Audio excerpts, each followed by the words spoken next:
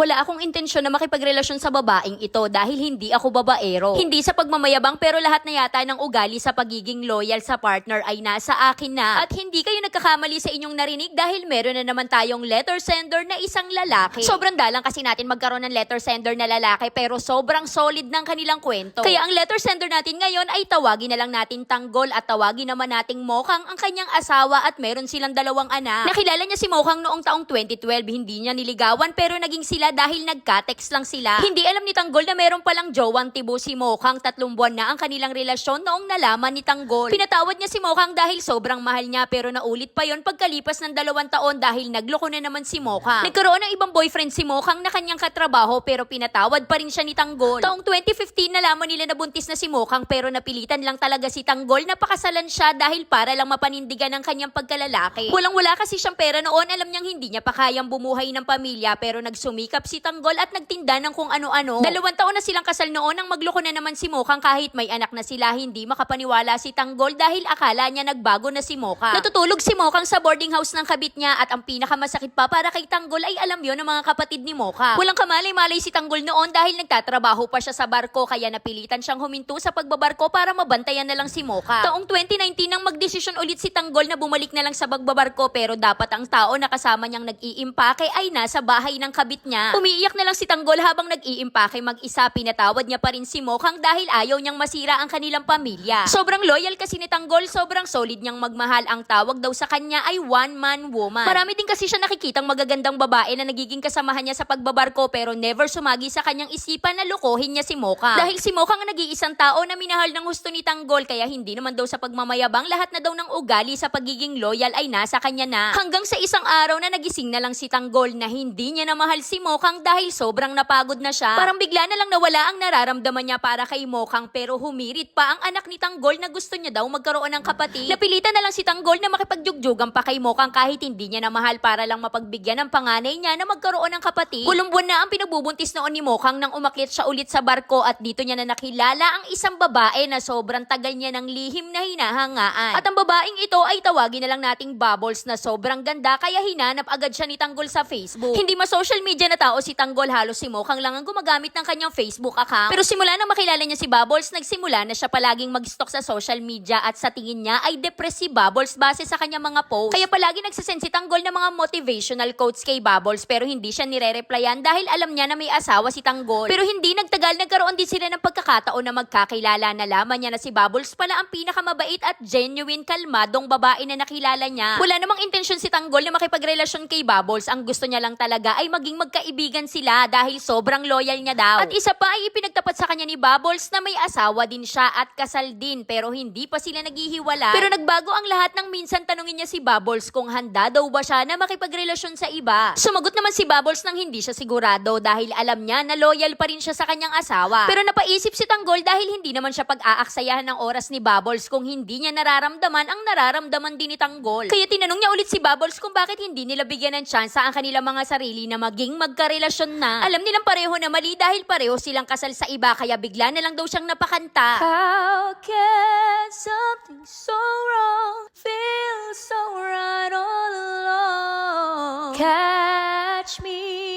Tama na. At ayan, kinanta ko na para sa inyo dahil siya daw ang bumuhay sa natutulog na puso ni Tanggol dahil pwede daw pala siyang magmahal uli. Hanggang sa ngayon ay magkarelasyon pa rin sila ni Bubbles at pareho pa rin nilang itinatago sa kani-kanilang mga asawa. Walang araw na hindi sila nagkakausap dahil lahat ng klase ng pagmamahal at pagtrato ng tama ay na kay Bubbles na. Ramdam naman daw ni Mokhang na may ibang babae na si Tanggol pero hindi niya pa rin maideklara dahil ayaw niyang mag-usisa si Mokhang. Ayaw niya na lang din isumbat kay Mokhang ang lahat ng nagawa niya noon dahil nire-respeto niya pa rin bilang ina ng kanyang mga anak.